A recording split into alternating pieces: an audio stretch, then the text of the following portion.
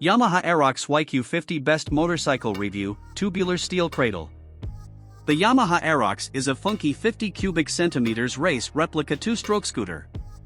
It's nippy, agile and lots of fun, although the single seat limits pillion options.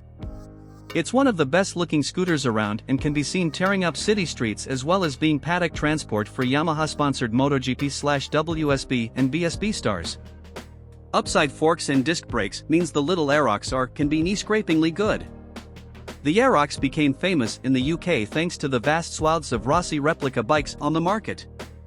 First launched in 2007 and updated in 2010, pictured below, the stickered-up Twist & Go was the closest many 16-year-olds would come to swinging a leg over Vale's MotoGP machine.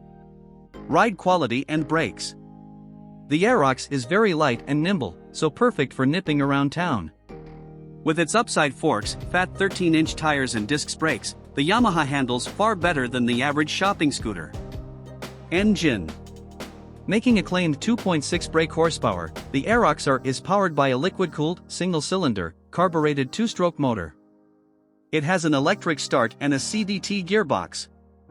In restricted from it'll only do 30 miles per hour, but there are de-restriction kits available to unleash more power. Reliability and build quality. Sports scooters like these are going to be used and abused by their 16-year-old owners, or wheelied around paddock by racers, so they need to be durable. The AEROX ticks that box and is well finished. We've only got one Yamaha AEROX 50 cubic centimeters owner's review on the site, and with 5 stars across the board it's clear our commenter is happy with his purchase. Value versus rivals. As cool as the AEROX is, $3,000 is a lot for a moped, especially when it doesn't offer any performance gain over the competition.